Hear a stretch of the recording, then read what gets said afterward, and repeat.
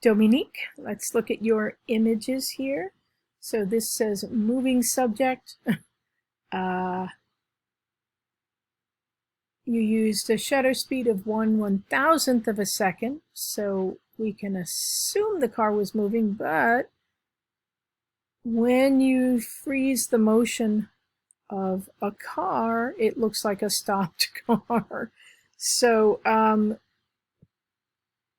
everyone, for some reason, likes to shoot cars. I mean, they're moving, but for freezing motion, you might try a different subject. You've shown motion here at a 40th of a second. However, the image is way too bright, and you are shooting in the manual mode. And when you do that, you have to pay attention to the light meter, because although the light meter will tell you whether or not you're exposing correctly, it won't fix it for you if you're not. So in this case, you changed the shutter speed from 1/1000th of a second to 1/40th of a second, which is 1, 2, 3, about a 4-stop difference, and that's a huge amount of huge difference. So remember to change the aperture when you change the shutter speed. Okay. All right. Let's check out your panning images. So nice job on this one. A 40th of a second, and that's great. The self-moving skateboard. Anyway, nicely done. I'm going to nitpick and tell you that you shouldn't crop the end of the skateboard out. I realize, of course, that it's difficult when you're photographing motion. So I would say back up a little bit so you have a little bit of leeway in terms of the subject going in and out of the frame. Okay. And in this one, definitely panning. The subject is still is out of focus. So what am I going to say about this? I either use a slightly faster shutter speed, or come in maybe a little closer and follow the subject more more closely. Try it, sometimes you have to try again and again and again, and you very well may have done that already. So good start here, and the background definitely shows panning, and I love what happened to his arm and hand here. All right, good job on those overall. And now same moving subject. I'm curious why you're using such a high ISO rating outside on a bright sunny day. So it's like 2:30 in the afternoon, and you're using an ISO rating of 1250, and you could be using 100 or 200 and still show motion and freeze motion.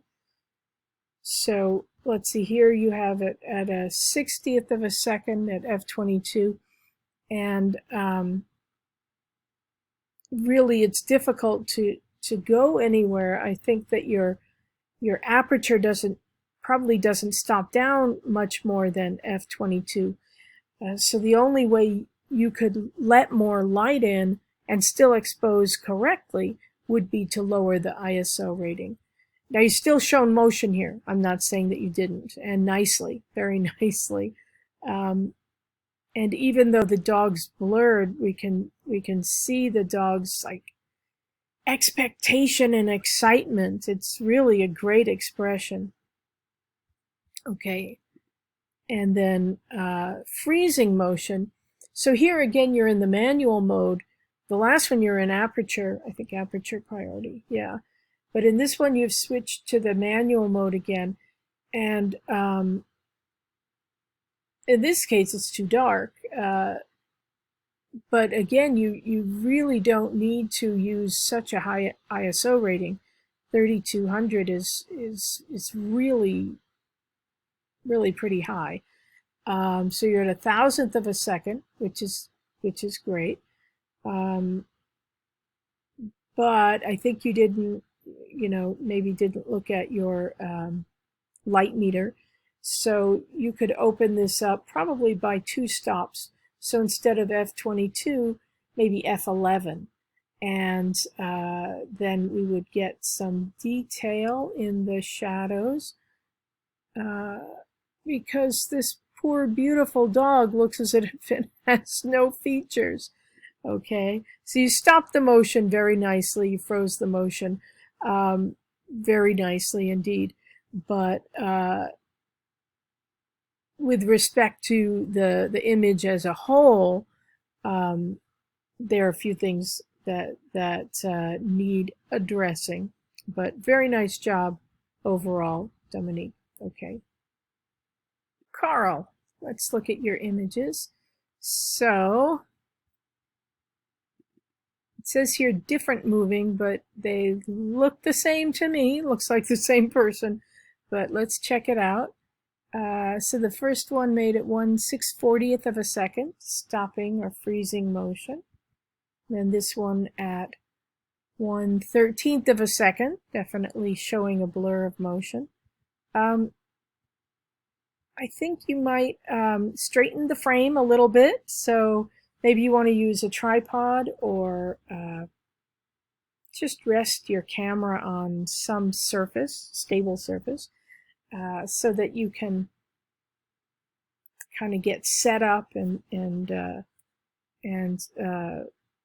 straighten the frame and deal with that sort of thing. But you've certainly shown and stopped motion well. I will say the images are too dark. You're shooting in the manual mode, I see. So, and ISO 100 at almost 9 o'clock at night is just too low. So you might try ISO 400 or 800 maybe, and that will give you more leeway in terms of the shutter speeds and apertures that you can make use of. Okay. Panning. So I wanted you to shoot a different subject for each set. Okay. So this at 1/25th of a second and 1/250th of a second. So this one shows panning, although the subject isn't especially sharp, but the background shows that you move the camera a bit. But this image at a 2/50th of a second freezes the motion. Okay. And you did a great job on this set. I love this set. Yeah, really nicely done. So here at 1/1000th of a second with this thing caught midair, and then showing motion here, a beautiful blur of colors at 1/15th of a second. So great job on this set. If you want to redo the other sets, that's great. I'd love to see them. In particular, so these work fine for motion, though I wanted to see 2 different subjects. But for panning, you might try that one again. But again, great job on this set of images. Okay, thank you, Carl. Jennifer Granados. Okay, Jennifer, please put your images in separate folders so I know which images are for which sections, okay? Also, it would help if you labeled the images. All right, but let's take a look here. So a 200th of a second, and beautifully frozen motion of the water. Yeah, lovely image, and the lighting is really pretty too. So late afternoon, I guess, early evening. It looks really, really lovely here. And if we come in close, we can still see the frozen water droplets. Okay, nice job on that. This one and the next were submitted for panning, but they're not panning. So again, panning is moving the camera along with the moving subject. So you follow the subject with your camera, and since they're moving at the same rate, the moving subject should be frozen. But the background, because you've moved the camera relative to it, will be blurry. And in this case, and this one as well, it's the moving subjects that are blurry. So that means that your camera was still. Okay. Nice job freezing the motion here. It's a little bit dark, so 6 at night. So it could use a little more exposure time, but very nicely photographed. Yeah, I like the feel of the runner entering the frame as if he's kind of coming around a curve a bit. And you certainly are showing the motion here a bit. A slower shutter speed would show it better or more. So this is at 1/160th of a second. Again, it's 6 at night. So yeah, you could easily try maybe a 50th of a second or something around there and show motion even more. Although I like what happens to his foot here. Okay. And finally, I assume that the flag was fluttering in the wind. I don't know so. But a 2,000th of a second will certainly freeze that. So nice job on this one. Okay. If you want to redo panning, that's great. And also, since I assume the flag and the little waterfall cataract here are a set, both of them are freezing motion. And so you might want to reshoot one of those, not necessarily in the same situations, that's up to you, but using a slow shutter speed so as to show a blur of motion. All right, thank you. Daniela, all right. So I think that these are for panning. Let's take a look. All right, 1/25th of a second. And you've certainly got the panning effect very nicely. I'd like to see you back up a little bit and have the subject actually completely in the frame. Well, I shouldn't say that. At least the bottom of the subject. So the wheels of the bicycle. It's fine if the subject is kind of entering the frame or leaving the frame. I think that works nicely. We have this sense of him having passed by, but I'd like to see the rest of the bicycle. Okay, the background, the pickup truck is so prominent in the frame, so you might think about a different setting or photographing from a different angle so that you don't have this truck dominating the frame instead of the subject. Very nice effect here. Isn't that beautiful? Well, it's like an impressionist painting, right? Okay. And then here you're certainly showing some panning. Yes. Yep, good. Great job on these. Really fun. So this image at 1/8 of a second, really very nicely done. Doesn't this look a little like a shark coming up? Yeah. All right. And then here, beautifully captured at 1/1000th of a second. The only thing I'll say is this one is a little bit bright.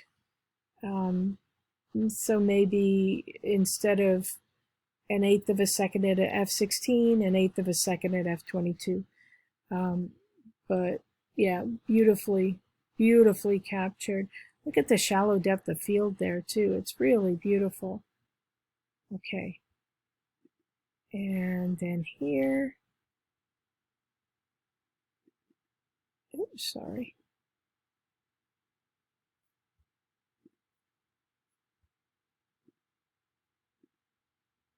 Okay, sorry about that. How did I manage that? Sorry. All right. So showing motion here at a quarter of a second, and then stopping motion at 1/640th of a second. So this shows motion beautifully. It's a little bit bright, and you're in the manual mode, so I don't know, of course, what the light meter said that was correct, but a little bit darker would work well. This one is exposed very nicely. The thing is, we can't tell that the subject was moving, right? So you froze the motion. I assume it was blowing in the wind, but it no longer appears as if it had been in motion. So the trick is to find a way of photographing something that shows that it's in motion, both when you show a blur and when you freeze the motion. So something midair often works well. Either something that's naturally in midair, like a bird or an airplane, or throw something, or have somebody throw something or jump up in the air. Okay, but very nice job overall, especially on this set. Okay, and yeah, all right, good job. Marek, all right. Let's look at this set here.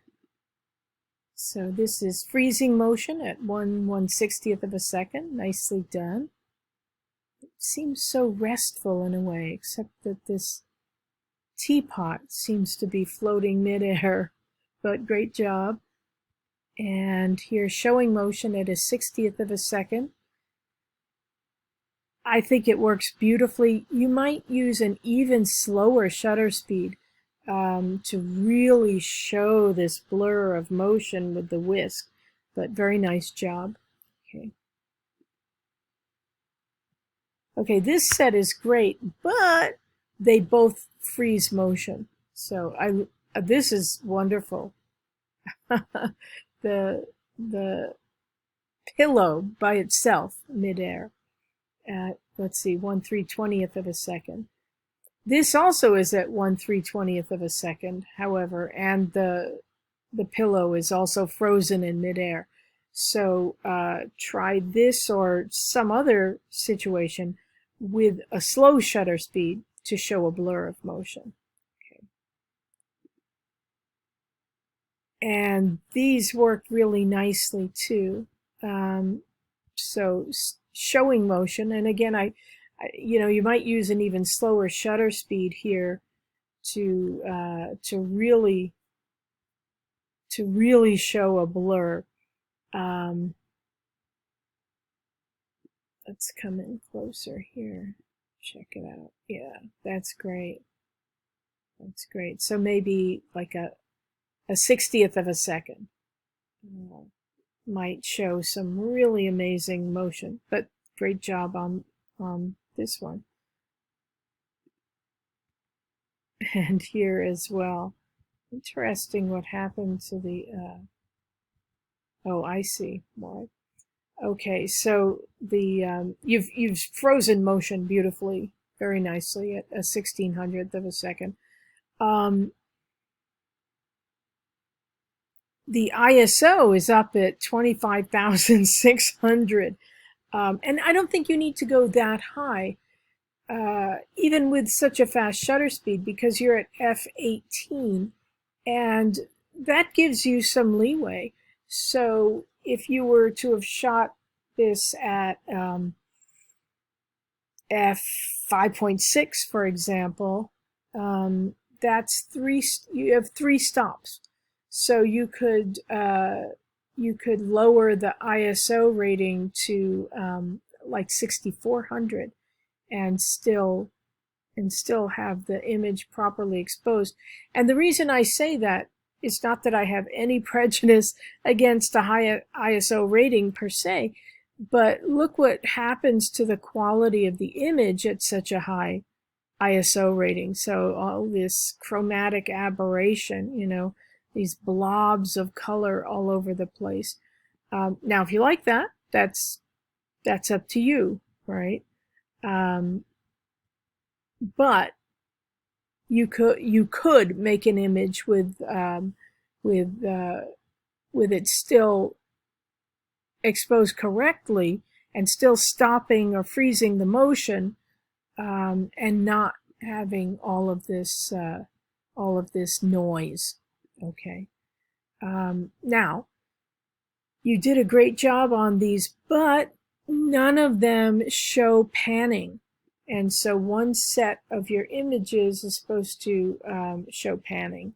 And that, of course, is moving the camera along with the moving subject, so following it, so that you stop the motion of the moving subject and show the background, which is presumably still, as if it were in motion.